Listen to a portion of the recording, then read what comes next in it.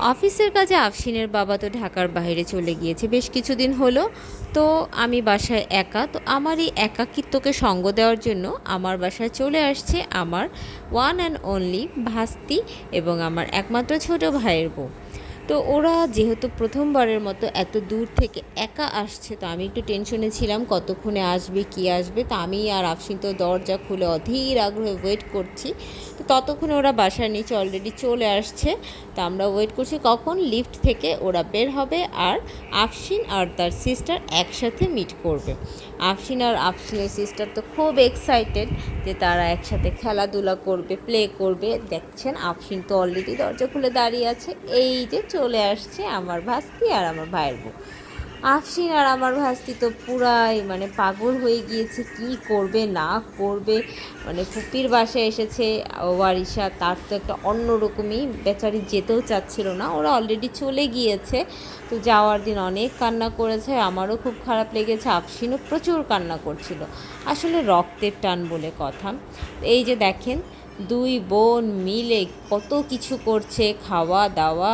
এই এমনকি আমার ভাস্তি তো 4 মাসের বড় আফসিনের থেকে, তো সে একটু বড় বোন হওয়ার ভাব নিচ্ছে। আফসিনকে সে আইসক্রিম খাইয়ে দিচ্ছে আবার নিজেও খাচ্ছে। মানে ওদের এই বন্ডিংটা দেখলে খুব ভালো লাগে। মানে আমার তো কোনো বোন নেই, ওইভাবে কোনো আপন বোন বলতে নেই। তো আফসিন আর আফসিনের যে কাজিন, ওদের সাথে যে বন্ডিংসগুলো, এগুলো সত্যি খুব ভালো লাগে। আলহামদুলিল্লাহ এরকম বন্ডিংস যাতে সারা জীবন থাকে সেই দোয়াই করব। তো ওরা খুব মজা করে এনজয় করেছে, এটাই দেখতে ভালো লেগেছে। একা বাসায় দুই পিচ্চি তো পুরা উত্তাল পাতাল অবস্থা। এই ভাব, এই মারামারি, এই গলায় গলায় মিল, মানে দেখতেই ভালো লাগে ওদের এই ছোট্ট ছোট্ট খুনসুটিগুলো, আবার আদর ভালোবাসাগুলো। তো দুপুরে খাওয়া দাওয়ার পরে তারা আইসক্রিম নিয়ে বসেছে। আমি এটার একটা ছোট্ট রিলস অলরেডি আপলোড করেছিলাম আমার পেজে, যেটা আপনারা দেখতে পেয়েছেন সিস্টার্স লাভ নামে। তো পরের দিন মানে এখানে 2-3 দিনের ভিডিও একসাথে করা, তো ছোট্ট ছোট্ট কিছু ফুটেজ নিয়ে আপনাদের সাথে শেয়ার করলাম। তো পরের দিন ছিল ধুম বৃষ্টি, মানে পরের দিন বলতে আজকে আজকে বৃহস্পতিবার, সারা দিন ঢাকায় বৃষ্টি আর বৃষ্টি। তো এরকম বৃষ্টিময় ওয়েদারে যদি খিচুড়ি আর গরুর মাংস না হয় তাহলে কি হয়। তাই হঠাৎ করে প্ল্যান করে ফেললাম যে আজকে লাঞ্চে হবে খিচুড়ি আর গরুর মাংস। যদিও আজকে ওরা চলে যাবে, তো সকালেই চলে যেতে চেয়েছিল, আমি বলেছি না, দুপুরে খাওয়া দাওয়া করে তারপরে যাবে।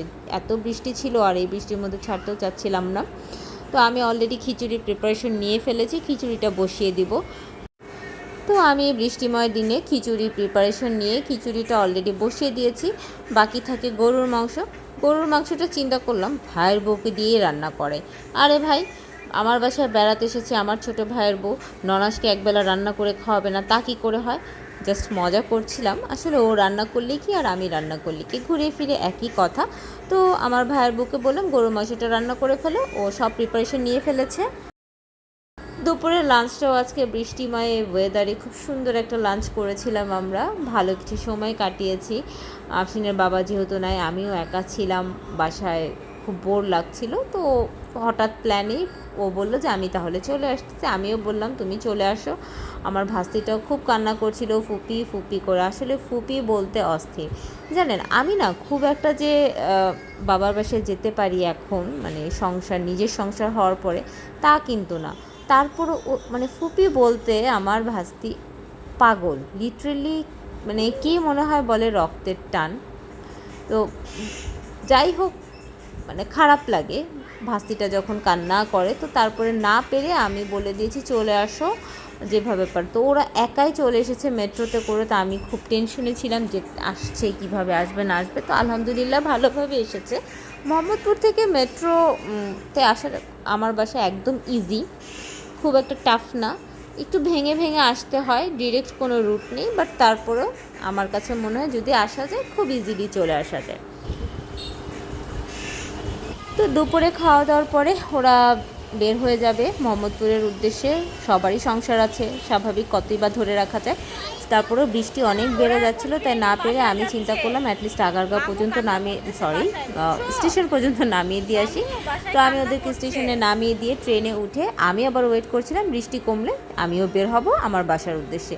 তো আফসিন তো খুব আপসেট ছিল যে ওয়ারিশা চলে গিয়েছে, সেও চলে যাবে ওয়ারিশার সাথে, কিন্তু কি আর করার। দুই বোনের এই মিল দেখে খুব ভালো লাগলো, আবার মারামারিও কম করে না। তো সব মিলে সময়টা ভালো কেটেছে আলহামদুলিল্লাহ, ওরাও সেফলি পৌঁছে গিয়েছে।